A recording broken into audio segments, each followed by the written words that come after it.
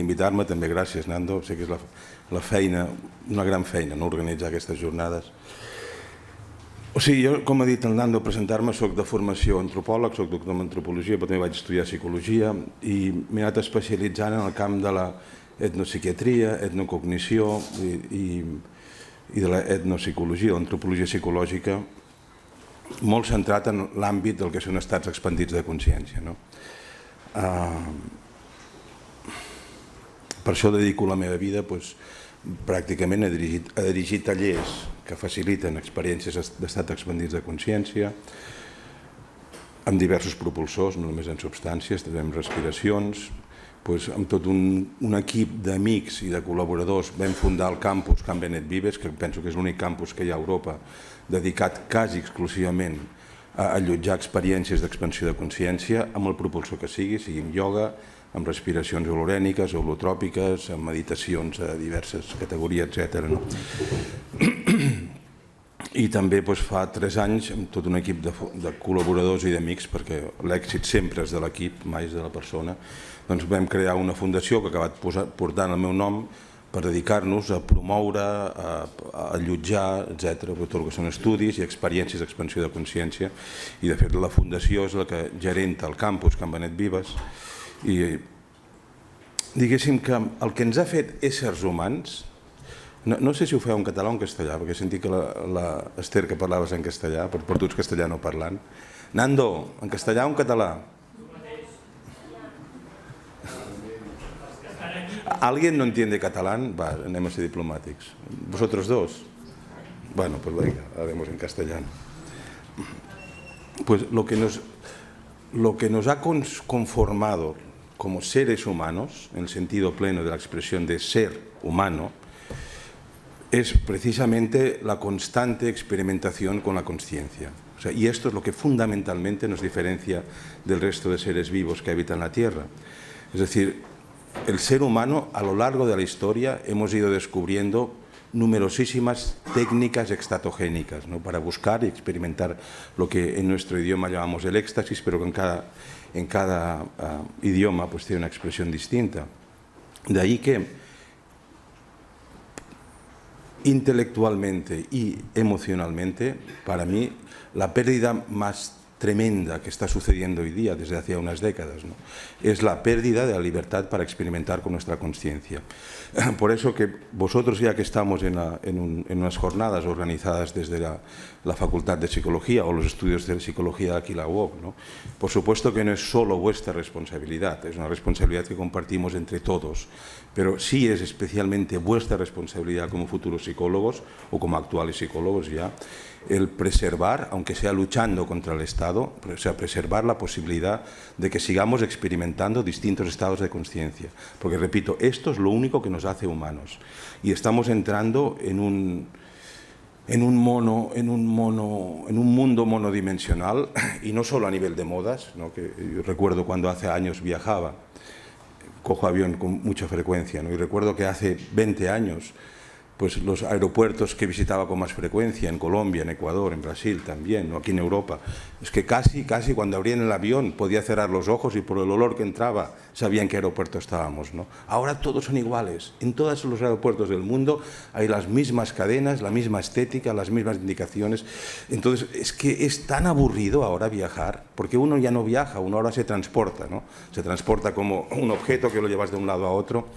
Entonces es muy grave, ya os digo, no solo este monocolor o monocultura en la que estamos entrando en el mundo, sino la cada vez menor posibilidad de experimentar con nuestra propia conciencia sin hacer daño a nadie, por supuesto.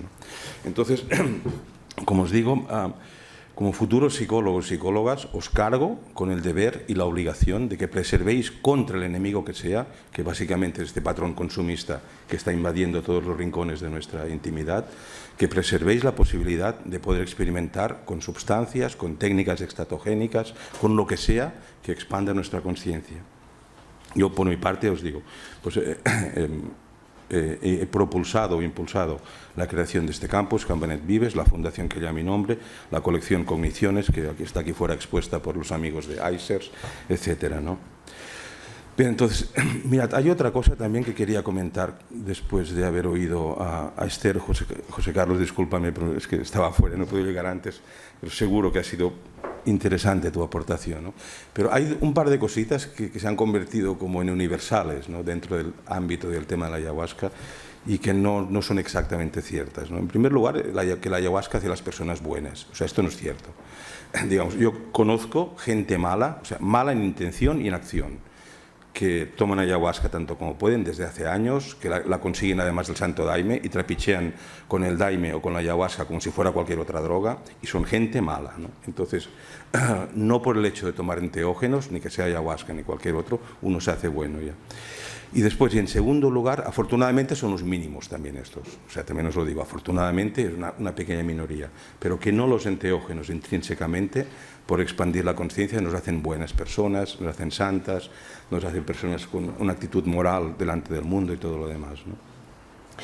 Y en segundo lugar está también el mito de que la ayahuasca es una mezcla de una liana, que es esta que os he traído y ahora os la pasaré para que la toquéis, ¿no? Porque mucha foto, pero no se toca, esta sí la podéis tocar, de ida y vuelta.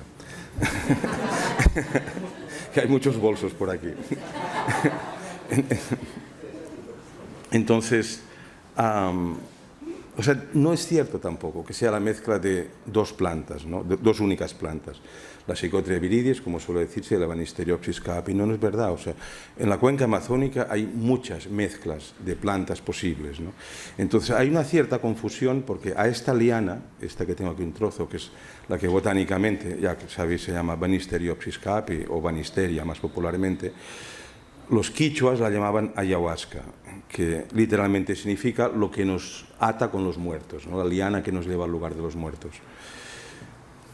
Y la mixtura que sale de mezclar esta liana con otros ingredientes vegetales también se llama en quichua ayahuasca.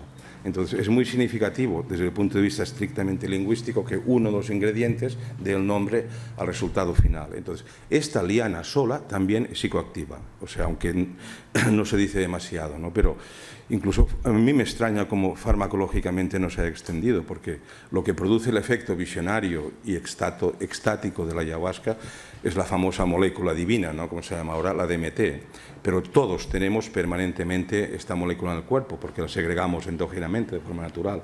Entonces, lo único que impide que percibamos el efecto es la monoaminoxidasa, con lo cual si tomamos un inhibidor de la monoaminoxidasa, que es lo que aporta esta liana, pues debemos notar el efecto, aunque sea mucho más sutil, mucho más tenue, naturalmente, que si consumimos un aporte extra de la molécula. Pero yo he probado esto solo y también es psicoactivo, o sea, simplemente notamos con más intensidad este efecto visionario de la propia dimetiltriptamina que tenemos dentro del cuerpo todo el tiempo, las 24 horas del día, ¿no? Entonces hay muchas otras mezclas, o sea, las dos principales son no solo con Psychotria viridis, sino también con Diplopteris cobrerana.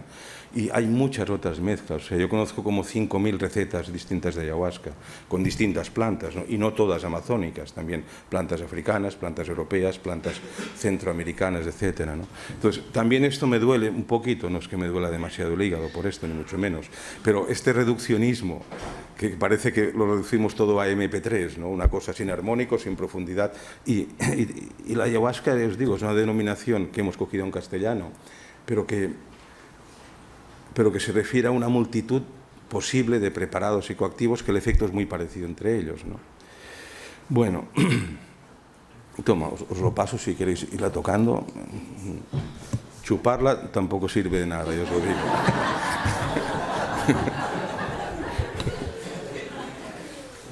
Bien, entonces el enfoque de mi aportación a esta jornada de etnopsiquiatría y neurociencias de la ayahuasca, con Nando decidimos que me centraría sobre el aspecto de la etnopsicología y de la etnopsiquiatría de la ayahuasca, ¿no? Entonces, hay una concepción popular, y más entre vosotros que sois psicólogos o estudiantes de psicología, sobre la etnopsicología que no es demasiado correcta, ¿no? O sea, se suele entender que la etnopsicología estudia los trastornos o los fenómenos psicológicos en distintos pueblos, ¿no?, humanos. Y no es así, o sea, no es así. Esto es lo de menos. O sea, que si el complejo de Edipo es universal o no, y si, que sé, los indígenas amazónicos o de alta Amazonía tienen el mismo porcentaje de esquizofrénicos y depresivos que los occidentales de Cataluña, esto es secundario, ¿no? O sea, lo que constituye el objeto de estudio profundo de la etnopsicología es cómo cada cultura, por tanto, cómo cada sociedad humana construye su ideación de lo que es la psique humana. Es, digamos, la etnopsicología, por así decir, dicho un poco tonto, estudia cómo cada cultura o cómo cada sociedad piensa que piensa. Porque esto está en la base de todo lo demás. O sea, cómo cada colectivo humano construye su ideación de la psique, o de lo que nosotros llamamos la psique, porque este mismo concepto es absolutamente occidental, y no todos los humanos conciben que hay algo que nosotros llamamos mente o psique. Otros lo conciben como alma, como principio eterno, como... Entonces, como os digo, de la ideación que cada cultura elabora de lo que es la psique, o lo que nosotros llamamos psique humana, deriva todo lo demás. O sea, sus creencias, sus trastornos psicológicos también, su forma de construir la sociedad. Es decir, que en antropología decimos, y os aseguro que es literal, o sea, porque puede parecer una metáfora, pero no lo es, ¿no? Decimos que cada sociedad solo tiene las enfermedades que puede curar. Y es literalmente cierto. O sea, cada sociedad humana, me refiero siempre a sociedad humana, claro, tiene solo los trastornos y las enfermedades que puede curar. Los que no puede curar no los tiene, simplemente, ¿no? Entonces, la ayahuasca, como el resto de enteógenos de uso tradicional, que nuestros etnobotánicos han localizado cerca de 200 enteógenos de uso tradicional, por tanto de origen básicamente vegetal, pero también alguno animal. Entonces, el uso de estos enteógenos tradicionales forma parte del núcleo de la construcción, o del núcleo a partir del cual cada sociedad humana, cada cultura, construye su mundo, ¿no? De ahí que la primera pregunta que puede aparecer, ¿no? Entonces, ¿cómo se articula el consumo de un psicótropo tradicional como es la ayahuasca con nuestro mundo cultural? O sea, ¿vemos lo mismo que ven los chamanes o no vemos lo mismo que ven los chamanes? ¿Concebimos lo mismo que conciben los indígenas amazónicos o no concebimos lo mismo, ¿no? O sea, ¿cómo se puede concebir, por ejemplo, el retorno a un orden considerado deseable o sano en términos nuestros, pero repito que lo de salud también es un concepto completamente cultural? ¿Cómo se puede concebir el retorno a un orden deseable a través de las visiones de una mixtura enteógena, sea la ayahuasca o sea la que sea, ¿no? O sea, ¿cómo se puede hacer esto? Por ejemplo, para los chinos es inconcebible nuestra psicoanálisis.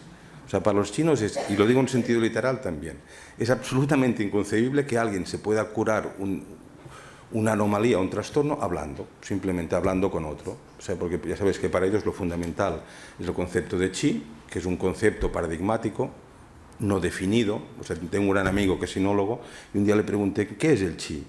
Y me dijo, pues es la energía que tienen los vivos. Ya, bueno, pero ¿cómo lo definís? Pues nada, pues es esto. El chi es... Ya, pues, ¿qué diferencia un vivo de un muerto? Pensé, a ver si así me... Pues que el muerto no tiene chi. Y ya está. O sea, y ya está, ¿entendéis? Pero si uno va un poquito más allá se da cuenta que es un vocablo en sí mismo indefinido, lo que nosotros diríamos paradigmático, ¿no? Entonces, ¿cuáles son los procesos cognitivos básicos? Por ejemplo, en el chamanismo amazónico, cuando usan ayahuasca.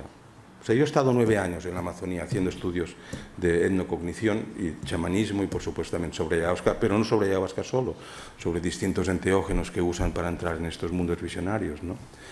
Claro, y luego hay otra pregunta que supongo que José Carlos o Esther antes habrán mencionado, pues ¿cómo se puede usar la ayahuasca en nuestro mundo? ¿La usamos igual que ellos o no la usamos igual que ellos? ¿Hay paralelismos entre nuestra psicología, nuestra psicoterapia, si vamos más allá, ya que estamos en una facultad de psicología?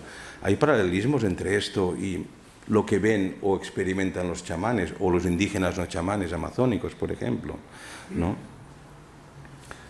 Cuando usamos ayahuasca, sea para psicoterapia, sea para esto que genéricamente se llama el cultivo del mundo interno, ¿no? Que no es una mala expresión, o el desarrollo humano, la estamos usando igual que los indígenas amazónicos, que la usan desde, no hace 2000 años, era hace 12.000 años. O sea, nuestros paleobotánicos han puesto de relieve que hace más o menos entre 10 y 12.000 años que se usa. ¿Qué? No quería ser exagerado. No, bueno, te doy este dato por si otra vez lo quieres aprovechar, ¿no? Yo qué sé, por ejemplo, en el sur de Colombia, ahora que hablaba con un amigo que está por aquí, que me ha recordado una amiga común de Colombia, en el sur de Colombia, en el Putumayo, habitan grupos indígenas amazónicos, digamos, del pie de monte andino, durante 40 años estudiados por Reigel Dolmatov, uno de los grandes antropólogos austríaco, pero afincado en Colombia. Y, por ejemplo, en sus libros, que son de los más interesantes libros de antropología y de etnocognición también, sobre el uso de enteógenos en esta zona, en esta región del mundo, pues Reigel Dolmatov explican muy minuciosamente cómo hay diversos grupos amazónicos que usan ayahuasca para matarse. O sea, la usan para coger valor cuando tienen que ir a luchar contra sus enemigos, para matar, literalmente. Entonces, ¿cómo casa esto con nuestra concepción del uso de la ayahuasca para un desarrollo psicoespiritual o un desarrollo humano en sentido genérico, pero siempre tendiendo hacia la bondad, la paz, la comprensión y la tolerancia, ¿no? Por ejemplo, nuestra historia occidental reciente, ¿no?, de uso de enteógenos tiene, pues, de los años 60, digamos, los años 50, alargándolo un poco, pues tiene estos 60 años, 65 años, ¿no? Y en poco más de medio siglo ya hemos pasado por 3 paradigmas distintos de uso de enteógenos y no tienen nada que ver uno con el otro. No sé, los que tenéis alguna información histórica, ¿no? Acordad como en los años 50 y 60 y hasta 70, pues había el paradigma psicotomimético que se llamaba, ¿no?, que se consideraba, y había pruebas incontestables de que era así, que los enteógenos generaban un estado psicótico, solo que artificial, ¿no? Por eso se llamaban psicotomiméticos, de mímesis con el estado psicótico. Y los psiquiatras trabajaban a partir de este paradigma y obtenían resultados, etcétera, ¿no? Luego hubo el paradigma psicodélico, o psiquedélico si uno quiere cogerla como el vocablo más anglo, pues que también ha pasado la historia y ahora estamos con un paradigma más étnico, ¿no? Y no tengo la menor duda que la ayahuasca hoy día esté tan de moda, porque es una moda a fin de cuentas, y ya pasó la moda del LSD, aunque sigue habiendo gente que toma LSD, pero ya pasó, y ya pasó la moda de los hongos también, y de la María Sabina y todo el chamanismo, pues, y también la moda de la ayahuasca pasará, no nos engañemos, ¿no? Entonces, pero claro, es un enteógeno que casa muy bien para algunos, entre ellos estoy yo, con elementos de mi cosmovisión, pues es natural, viene de la Amazonía, ¿no?, el pulmón de la tierra, es algo que tiene que ver con lo etno y con lo eco, entonces pues parece que vaya envuelto en una serie de valores que lo hacen mucho más aceptable que una pastilla de las que toman los jóvenes en la discoteca, por ejemplo, pero intrínsecamente hablando no hay demasiada diferencia, las cosas donde sean, ¿no? Pero hay, como os digo, un envoltorio cultural pues que hace que la ayahuasca sea más aceptable para los colectivos y las pastillas sea más aceptable y más deseable en otros colectivos, así. Entonces, por eso os digo que para acercarme al mundo de la ayahuasca y tratar de hacer una aportación que os sea útil en esta jornada de hoy, el término más concreto no sería etnopsicología, porque esto ya nos remite a un valor occidental, ¿no?, como es la psicología, sino sería más el término etnocognición. O sea, es un término al cual tengo mucho aprecio, ¿no?, porque es un término universal. O sea, todos los humanos conocemos, no todos los humanos tenemos una idea de psicología o de mente, como se ha elaborado aquí en Occidente, por otro lado, desde hace 2 siglos, tampoco es una cosa milenaria, ¿no? Entonces, esto por un lado, la etnocognición, y por otro lado está el factor cultural, el concepto de cultura, ¿no?, que para los antropólogos es el concepto cultural, o sea, es el concepto central, ¿no?, nuclear. Entonces, dicho muy resumidamente, porque llevamos 1 siglo y medio discutiendo sobre qué es la cultura, los antropólogos, y ya ha habido definiciones para todos los colores, pero, digamos, ahora aquí, para entendernos, ¿no?, pues acordemos que la cultura es el conjunto de normas y de pautas conscientes e inconscientes que cada pueblo aplica para determinar un comportamiento adecuado. Vamos a acordar que esta definición de cultura sea válida, ¿no? Por eso los etnocientíficos y los etnolingüistas pues estudian el lenguaje, básicamente el lenguaje de cada pueblo, ¿no?, para tratar de entender cómo cada sociedad humana clasifica el mundo, cómo crea sus paradigmas, por ejemplo, cómo construye y reproduce y usa mapas cognitivos para crear la realidad y moverse por ella. Entonces, lo que os decía antes, ¿no? En resumidas cuentas, la etnocognición y la etnopsicología pues trata de acceder a estas categorías nativas que se refieren al cómo piensa un pueblo o una persona. Por eso estudiamos tanto las narrativas, ¿no? Porque los seres humanos construimos el mundo con el lenguaje. Entonces, hay una idea, otra idea equivocada también sobre una imagen, ¿no? Sobre lo que hace la ciencia y lo que hace la investigación en general, no solo la ciencia, sino también los psicólogos, ¿no? Aunque no sois científicos, por mucho que os pese. Es verdad, o sea, uno tiene que ser realista, y ciencia, en el sentido estricto de ciencia, solo es las matemáticas, la física teórica y poco más. Todo lo otro, incluyendo la antropología, la medicina, la estadística, la economía y, por supuestísimo, la psicología, son, digámoslo así, pensamientos de disciplina científica, que se quieren parecer a la ciencia, pero no tienen nada de ciencia, ¿no? O tienen poco, solo la inspiración. Por eso los psicólogos que tienen esta obsesión por parecer científicos, yo les invitaría a que se calmen y que traten de ver el mundo y la vida, que se acerquen aquí y no en esta pretensión de demostrar lo que no son, que es mucho más ridículo esto, cuando uno quiere demostrar lo que no es. Entonces, digamos que hay un cuento turco, un cuento al cual tengo mucho aprecio, que habla de un hombre que llegó una vez a un pueblo del Kurdistán. El Kurdistán es un lugar pedregoso, desértico, ¿no? Yo estuve allí una buena temporada, también haciendo trabajo de campo. Y dice el cuento que llega un hombre al Kurdistán y se instala en un pueblo y empieza a hacer una construcción circular de piedras, ¿no? Y la gente se le acerca, ¿qué haces? Y el hombre dice, un faro, estoy construyendo un faro. ¿Cómo un faro? Sí, un faro para alumbrar los barcos. ¿Cómo? Si estás en medio de un desierto. Ah, ya. Y el hombre sigue construyendo el faro, ¿no? Y la gente pues va, se burlan de él, al final ya se olvidan porque lo toman por loco. Y el hombre pues con persistencia, con temple, con un objetivo claro, va construyendo la torre. Cuando la acaba pues pone en la cima de la torre pone el faro, y un buen día, una noche oscura que no había luna, prende el faro. Y el faro ilumina a lo lejos, ¿no? Y de pronto con la luz del faro empiezan a verse barcos, ciudades lejanas, ballenas, de todo, o sea, todo un universo completo que no se veía sin el faro.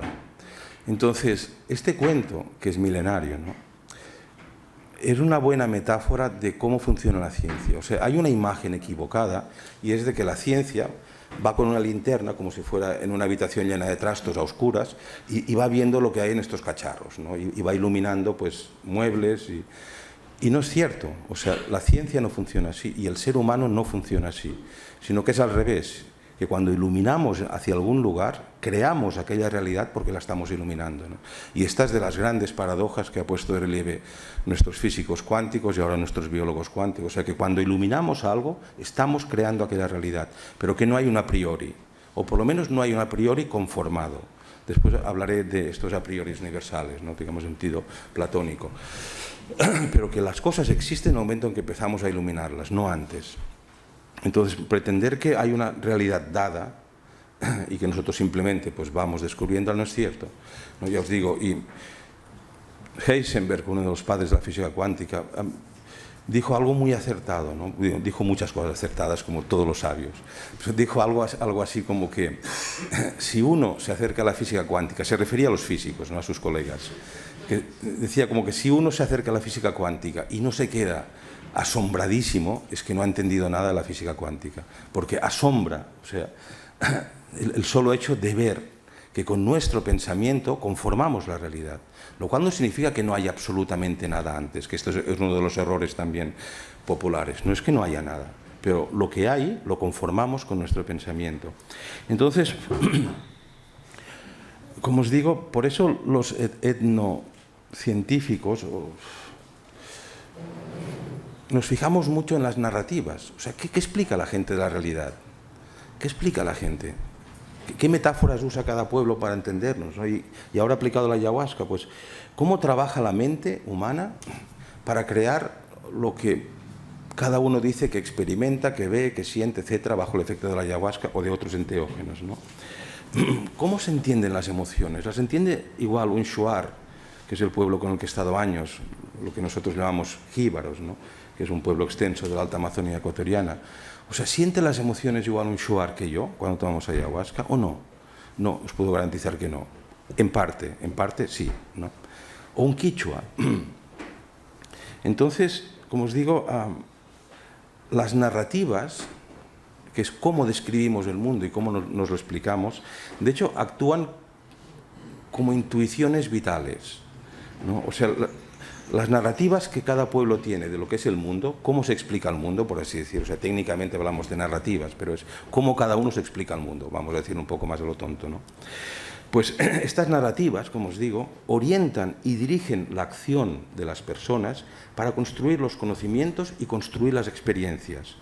Y a partir de ello se construye el mundo cultural. Por eso hay una gran frase, ¿no? Dice que las experiencias no son importantes, ¿no? Remendando un poco lo que decía antes Esther también. O sea, las experiencias no son importantes. Lo importante es lo que cada uno hace con sus experiencias. Esto es lo fundamental. Y os repito, hay gente mala en la acción y en la intención que toman ayahuasca y son cada vez más malos. Y conozco de esta gente, ¿no? Y os lo digo en serio. O sea, no salva el alma un enteógeno. Entonces, volviendo a nuestro tema de hoy, ¿no? Entonces, ¿cómo construimos los occidentales y cómo construyen los indígenas amazónicos, para centrarnos en su origen histórico, ¿no? Y en su región de origen también de la ayahuasca, ¿no? ¿Qué mundo iluminamos con la ayahuasca? ¿Existe previamente o lo creamos nosotros al tomar ayahuasca, lo mismo que antes tomando hongos psilocíbicos cuando estuvieron de moda, o LSD, o el tipo de enteógenos? Por ejemplo, os voy a poner una simple ilustración para explicarme más. Por ejemplo, el término chamán, ¿no? Que sabéis que está muy cercano al uso nativo de los enteógenos, los chamanes, las visiones, tal, ¿no? También es otra abstracción MP3, chamán. O sea, no existen los chamanes. Existe, cada pueblo tiene su ideación de lo que nosotros abstraemos desde Occidente, pero, por ejemplo, los shuars a sus chamanes, dicho en terminología nuestra, los llaman Wishin. O sea, el término nativo es Wishin. Wishin es un vocablo que deriva de Uwi, o sea, es un derivado de Uwi. Y Uwi es una palma alta que hay en esta región de la Tierra y también en otras regiones. Pero es una palma que está en el piedemonte andino, en la zona amazónica, que se caracteriza porque está envuelta en unos pinchos de entre 10 y 20 centímetros a todo alrededor del tronco. O sea que es imposible abrazarla y menos subir a esta palma. Uno no se puede acercar, porque además son pinchos venenosos, ¿no? Entonces, la idea de chamán deriva de aquí, o sea, de alguien que lanza estos pinchos, puede matar a otros, que uno no puede acercarse al chamán, porque es un uwi, esta palma, digamos, completamente rodeada y protegida por pinchos larguísimos y afiladísimos, como un erizo vegetal, por así decir, ¿no? Entonces, y deriva de esto. Entonces, y de entre los wishines, los chamanes, los hay que son Huahuecratin y los hay que son Suacratin. Los Huahuecratin son los buenos, los que restablecen el orden. Aquellos a los que uno va a pedirles, por favor, que le ayude si se está enfermo, o el huerto no produce las hortalizas que tiene que producir, o mi esposa está teniendo ya el tercer niño que nace muerto, entonces algo está pasando. Entonces, el Huahuecratin es el que restaura el orden, que nosotros llamaríamos salud, pero en un sentido mucho más universal. Y el Suacratin es el malo, o sea, es al que uno va y le paga para que haga daño a otros. Sería con nuestro policía, ¿no? Es así de simple. No es broma. O sea, las armas, las pistolas, las tienen los policías y los ladrones. Entonces, unos dicen que las usan para una cosa y otros dicen que las usan para otra. Pero el revólver es el mismo. Nuestros químicos pueden hacer comprimidos para curarnos el dolor de cabeza o pueden envenenar el agua, como están haciendo a un cierto nivel, ¿no? Pero la química es la misma, el conocimiento es el mismo, ¿no? Depende de cómo se aplica. Entonces, Wishin, ¿no? Es el término. En cambio, sus vecinos, para no ir muy lejos, los quichuas, que es todo el pueblo que habita los Andes, ¿no? El término que tienen para referirse a lo que nosotros denominamos chamanes es taita. Taita es un término dulce, hasta la sonoridad, ¿no? Y taita literalmente significa el padre bueno, como un padre que me protege, que me cura, que me ayuda, que me cuida, el padre bueno. Esto significa taita. Entonces, fijaos, por ejemplo, qué diferencia hay entre los shuar y sus wishins y los quichuas y sus taitas, ¿no? Y esto para referirme a un término, solo a un término, que nosotros en nuestros textos occidentales traducimos por chamanes y santas pascuas, ¿no? Pero para ellos no son chamanes. Unos son huixines, y dentro de los huixines hay oécrates y chuácrates, y los otros son taitas. Entonces, ¿cómo construyen el mundo desde la experiencia de la ayahuasca estos pueblos? ¿Cómo la construimos nosotros el mundo? Porque está muy lejos. O sea, Esther antes estaba hablando con mucho conocimiento de causa básicamente del Santo Daime, ¿no? Y los conozco bien y soy amigo personal del padrino Alfredo, y la última vez que han estado aquí en España, en Barcelona, no en España, han estado en Campanet Vive haciendo sus trabajos. Pero es que son occidentales prácticamente. O sea, nuestra concepción y la suya está muy cerca. O sea, hay todo un gran contenido cristiano, no en el sentido católico, pero sí cristiano. O sea, están dentro de nuestra órbita cognitiva. Por eso no nos extraña demasiado, ¿no?, lo que hacen, sus cantos. Pero un chamán amazónico está muy lejos de esto, muy lejos, o bastante lejos, ¿no? Si hay algo en común, diría yo, y que nos puede acercar a este intento de una aproximación etnopsiquiátrica, etnopsicológica, a la ayahuasca, es que el mundo que se ilumina con la ayahuasca, sea hasta donde puedo yo entenderlo, esta es otra, pero después de haber estado, ya os digo, casi una década en la Amazonía, investigando aquí, tomando yo ayahuasca, y me encanta, y os invito a todos. Por cierto, ¿cuántos habéis tomado ayahuasca? A ver, levantad la mano, no tengáis miedo. Uy, a todos los demás os queda pendiente.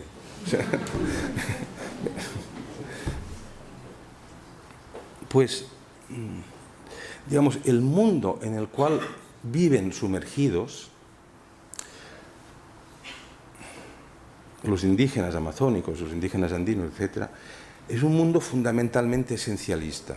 Y esta es la gran diferencia, diría yo, que hay con nosotros, ¿no? No es un mundo fenomenológico, es un mundo esencialista, donde lo que pasa...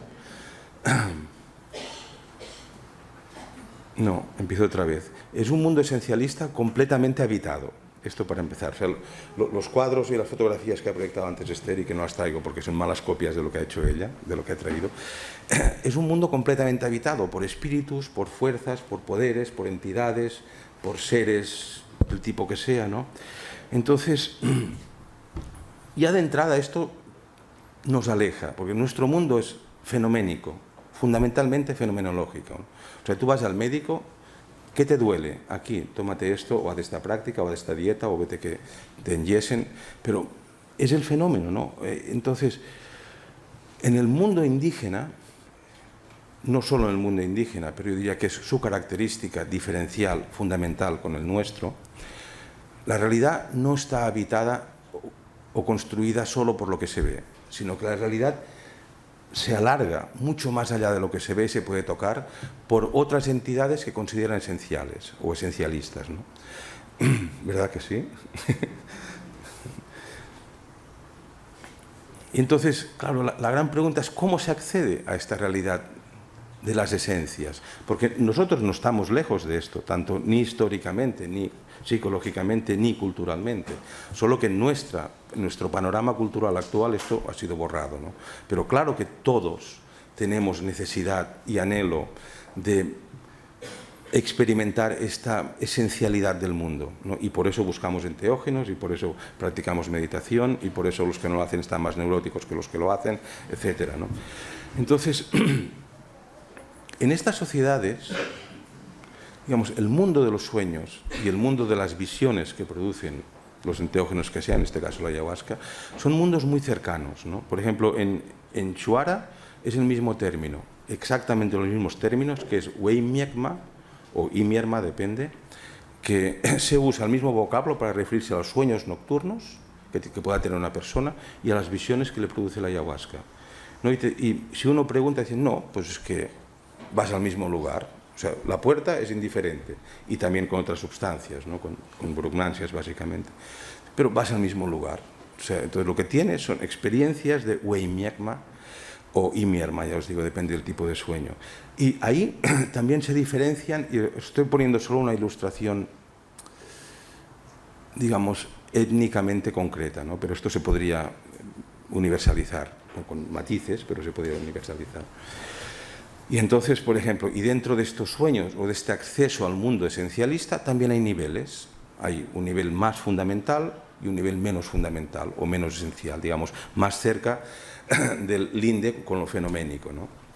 Es decir, que la concepción del mundo a la que se accede es vertical, no horizontal, y esto es un universal.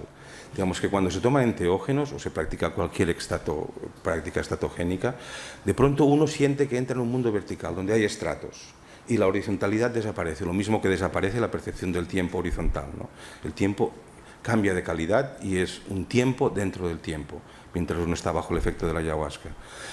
Con lo cual es la prueba, como decía Jung, es la prueba clara de que el tiempo es una construcción del ego, no es una construcción de la psique en su totalidad, sino solo del nivel egoico, ¿no? Más consciente. Y es verdad, o sea, cuando uno sale de esta pequeña cárcel, que es la estructura egoica, lo primero que se derrumba es la percepción del tiempo, sea cuando soñamos por la noche, sea cuando nos alcoholizamos, sea cuando meditamos o cuando tomamos ayahuasca. Entonces, como os digo, y dentro de esta verticalidad, que es la estructura de este mundo esencialista, el mundo fenoménico es horizontal, ¿no? Es tu agenda y mi agenda, ¿no? Que en cada cuadrito tiene exactamente el mismo espacio para que pongas ahí en qué lo vas a ocupar. Y se suman horas, se suman semanas, se suman años, pero parece que todo sea de la misma calidad, ¿no? Es un mundo, como os digo, horizontal, de suma de unidades. Entonces, os invito a que como psicólogos olvidéis en psicoterapia esto. Claro que hay que poner unos límites temporales y una sesión pues dura 50 minutos o lo que se acuerde, o más, depende del tipo de sesión, ¿no? Pero que vayáis a lo esencialista, porque ahí es donde tenemos estas raíces. Entonces, dentro de esta percepción o de esta concepción o de esta experiencia, perdonadme, mejor digo la palabra experiencia, de esta experiencia vertical de la realidad, hay varios niveles, ¿no? Hay niveles más fundamentales y niveles más accesorios, ¿no? Más accidentales. Por ejemplo, recuerdo una vez a un viejo, a un muy anciano, Shuar Pichama, ¿no? Sobre el cual he escrito, y que por cierto ahora hay un director que está rodando una película que pretende que sea documental de largometraje, yo encantado, para pasar por los cines, sobre nuestra amistad de más de 20 años, ¿no? Que hemos ido cultivando la amistad, y mucho de lo que debo de conocimiento de la etnocognición indígena se la debo precisamente a la amistad con este hombre. Un día, hace años, lo invité a venir a Barcelona y bueno, fue una experiencia tan divertida como interesante e ilustrativa, ¿no? De un indígena que nunca había salido de la selva, puesto en Barcelona. Y un día le pregunté, ¿qué piensas tú de nosotros, de los occidentales, ¿no? De los apache, como llaman ellos? Y me dijo, muy en serio, ¿no? Me dijo, estáis todos locos. O sea, no uso estos términos, porque estos son términos castellanos, pero en una traducción muy libre vino a decir esto, ¿no? Yo dije, ¿por qué? Porque estábamos hablando en serio. O sea, y era una afirmación seria, no como un tirar pelotas fuera. No, me dijo, no entiendo. A ver, voy a tratar de hacer una traducción lo más cercana posible. Me dijo, no entiendo cómo podéis dejar que manden hombres sin saber lo que han soñado. Me dijo, porque para ellos, no, esto lo digo yo ahora, para ellos, para los Shuar, es algo extensible prácticamente a todo el mundo nativo latinoamericano, no sé si también norteamericano, pero hay como una concepción de que dentro de este mundo esencialista hay lo que podríamos traducir libremente por grandes sueños o grandes experiencias de la esencia, y luego hay pues los sueños que tiene todo el mundo, que son los sueños cotidianos, ¿no? Entonces los grandes sueños, que sería el equivalente a lo que nosotros llamaríamos sueños arquetípicos, ellos dicen los grandes sueños afectan la vida del sujeto y de todos los suyos. O sea, determinan la vida del sujeto y de todos los suyos. Y solo tiene que mandar a otros personas que hayan tenido grandes sueños. O sea, por ejemplo, pues que si un anciano Shuar puede decir, mira, ¿ves? Pues tengo este hijo y esta hija que son sanos y fuertes, y estos nietos, y los tengo porque yo tuve un gran sueño de pequeño, o cuando era joven, ¿no? Y soñé que tendría hijos fuertes, sanos, respetados, y porque yo soñé, tengo estos hijos y estos nietos, porque un gran sueño, digamos, puede influir hasta generaciones más allá, ¿no? Entonces, y me dijo muy serio, no sé cómo podéis permitir que os manden personas de las cuales no sabéis si han tenido grandes sueños o no. A lo mejor son pobres diablos que en su vida han tenido un gran sueño. O sea, digamos así, ¿no? En una traducción muy libre y ahora occidentalizando. Nunca han tenido una conexión con la esencia. Entonces, o con los arquetipos, ya que estamos en psicología en sentido junguiano, ¿no? Entonces, ¿cómo podéis permitir que esta gente ponga en orden en vuestra sociedad y manden? Así os van, ¿no? Me decía, así os va. Entonces, digamos que este acceso que propulsa la ayahuasca, o que puede propulsar, no forzosamente y no mecánicamente, a esta experiencia de lo esencialista, no está lejos de nuestra sociedad, ¿no? Digamos que el siglo XIX, Durkheim, uno de los grandes antropólogos y sociólogos que hemos tenido, pues ya hablaba de las ideas primordiales. Y yo qué sé, y más atrás, pues Platón ya hablaba de las ideas desde la cueva, ¿no? Encarnadas en las divinidades. Y Jung hablaba, no hace tanto tiempo, ¿no? Hace un siglo, un poquito menos de un siglo, pues hablaba de los arquetipos, ¿no? Como estas conformaciones energéticas de nuestra psique que no tienen forma, que le damos la forma con el existir. Digamos que no hay un arquetipo conformado de lo masculino o de lo femenino, sino cada hombre, con su actuación, con su vida, con su hacer en el día a día, da forma al arquetipo de lo masculino, digamos, simplificándolo mucho, ¿no? Pero no es que tenga una forma. Entonces,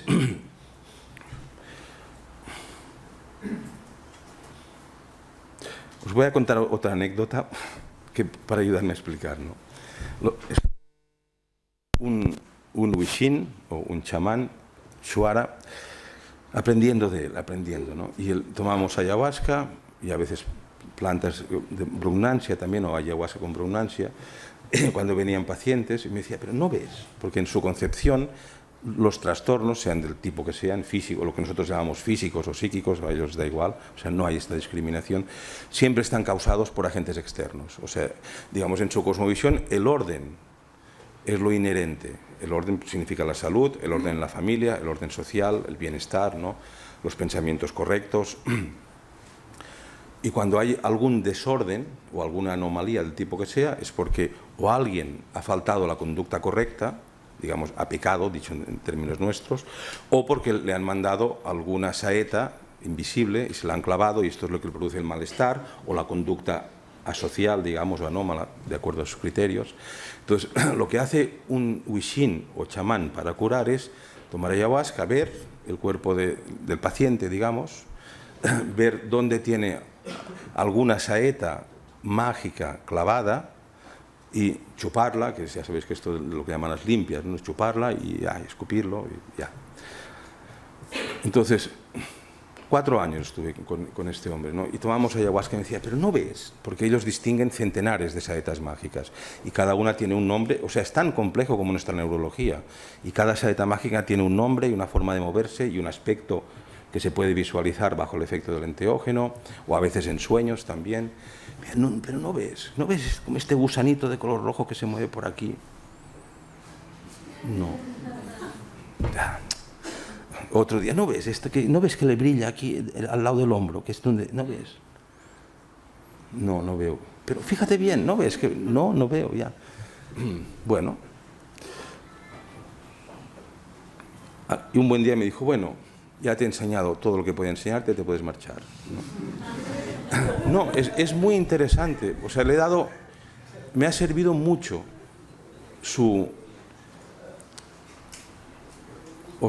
licenciatura, ¿no? Porque, en cierta forma, él me dijo, ya te he enseñado todo lo que te puede enseñar. Desde este punto de vista esencialista que estoy intentando transmitiros. Ahora te vas a tu tierra y tú verás cómo te lo haces. O sea, tú verás qué forma le das, ¿no? Cómo lo construyes.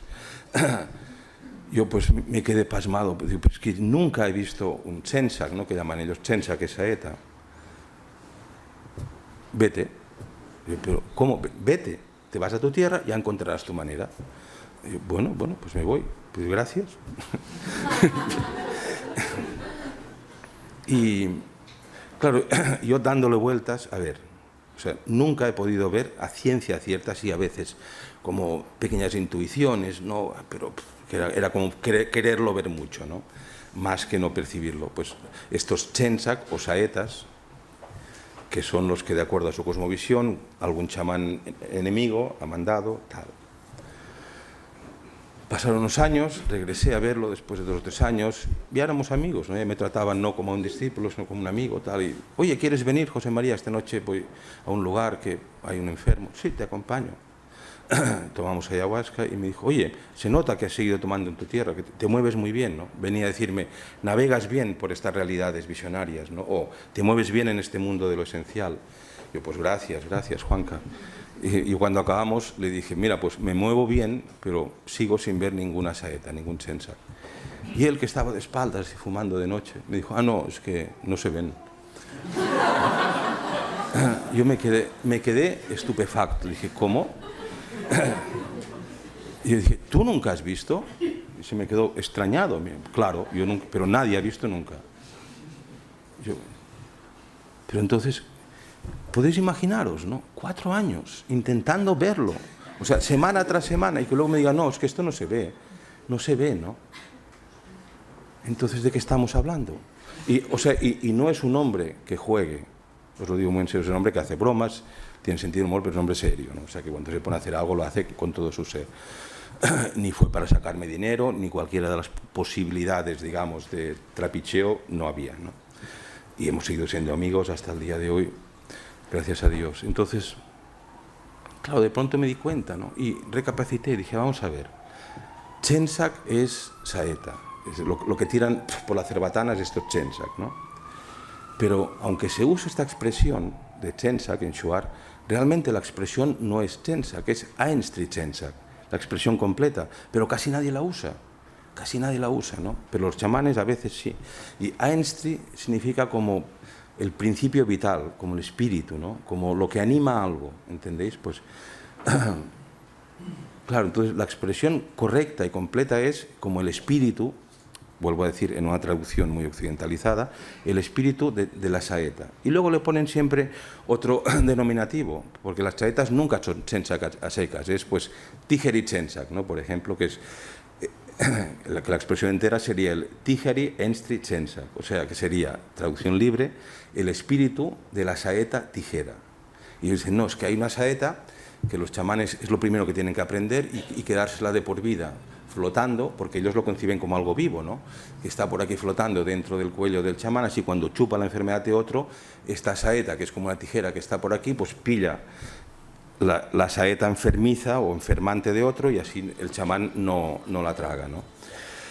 Pero ¿es una tijera? No, no es una tijera, es una concepción. Y fijaos, y esto no está nada lejos, vais a decir que está muy cerca de lo que hacemos con nuestra ciencia. O sea, ¿quién ha visto realmente todas estas moléculas subatómicas de las que se habla? Nadie las ha visto. Son aproximaciones estadísticas o extrapolaciones de cosas que se ven y luego por estadísticas se hacen extrapolaciones y se afirma pues, que habrá una molécula que hace esto y se le pone una partícula, no una molécula, ¿no? Y ahora como venía andando con una gran amiga que es química, decía, es que es lo mismo, ¿no? Que cuando yo leo a veces en el periódico que se ha descubierto una estrella a 1 millón de años luz, o sea, ¿os podéis imaginar qué distancia es 1 millón de años luz?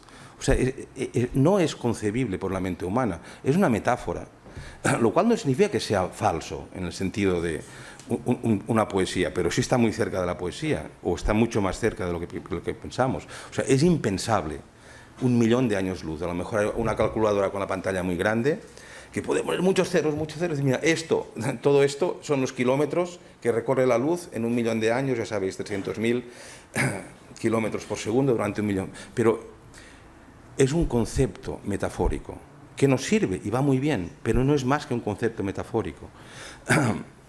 Entonces, los chensak y los Ainstri chensak y todo este conjunto de espíritus que se conforman bajo la mirada del chamán son una metáfora.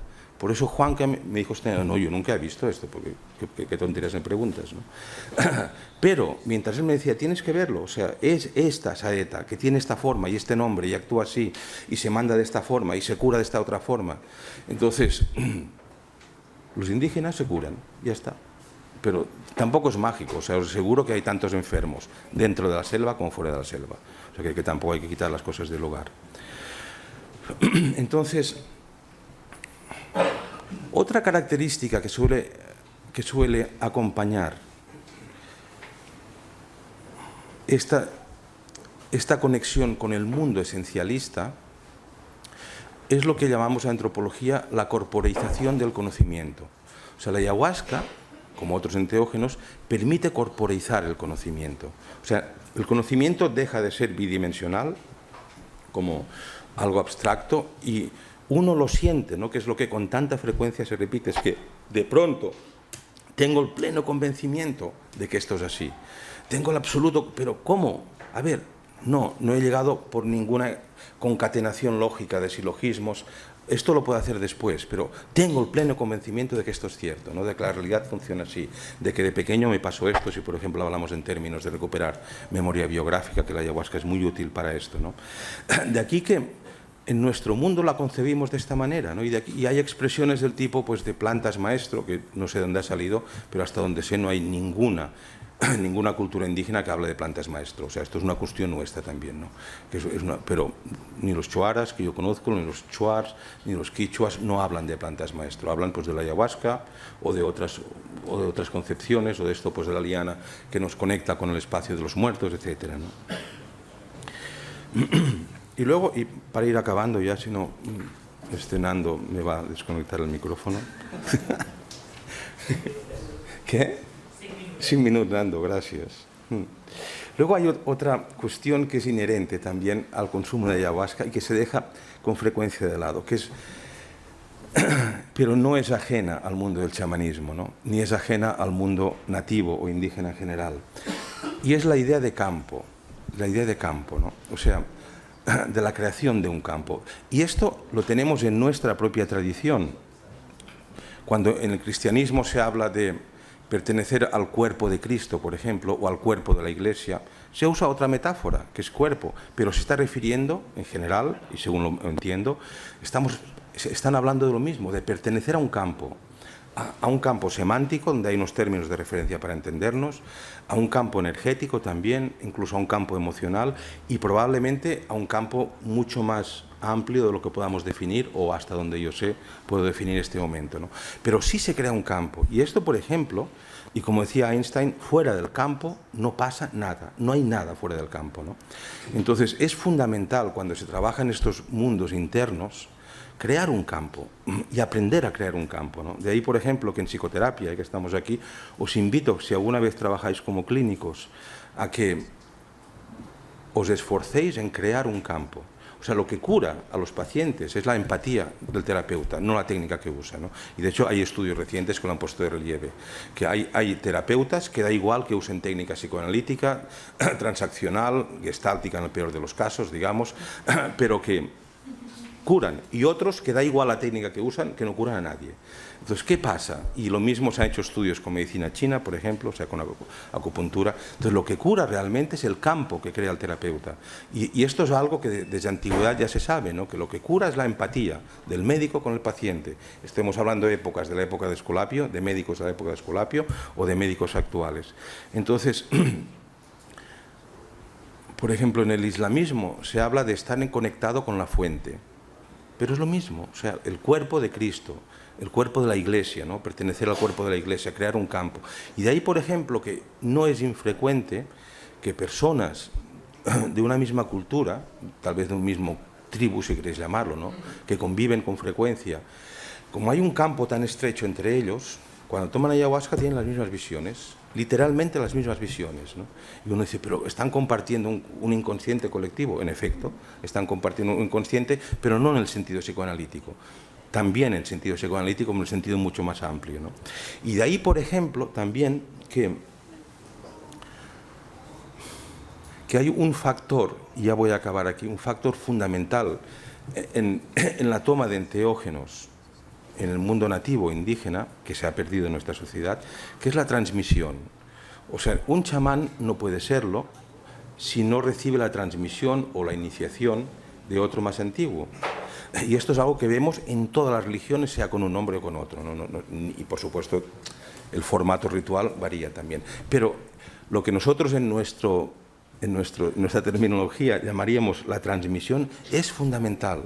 O sea, nadie en el Amazonas se le ocurriría curar a otros, aunque todo el mundo toma ayahuasca, o casi todo el mundo, pero nadie ejercería de chamán si no ha recibido la transmisión o ha sido iniciado por otro chamán, que a su vez ha sido iniciado por otro, y ha sido una cadena hasta tiempos en hilo tempore famoso, ¿no? Entonces, y ¿Cómo se puede entender, ¿no?, el fenómeno de la transmisión? Y que, repito, es algo inherente al uso de enteógenos en los pueblos nativos y también, por supuesto, con la ayahuasca. Pues, hasta donde sé, que por supuesto no sé todo ni muchísimo menos, tiene que ver con la adscripción de alguien a un campo concreto, ¿no? Y la imagen de cadena es muy frecuente también, ¿no?, tanto en la Iglesia Católica como en el chamanismo, como en el islamismo, como en el budismo, que hay una cadena que surge de algún gran maestro mítico, tal vez, en tiempos míticos o en tiempos históricos, depende, que ha ido transmitiendo a sus discípulos, ha ido transmitiendo pues la conexión a este campo, por así decir.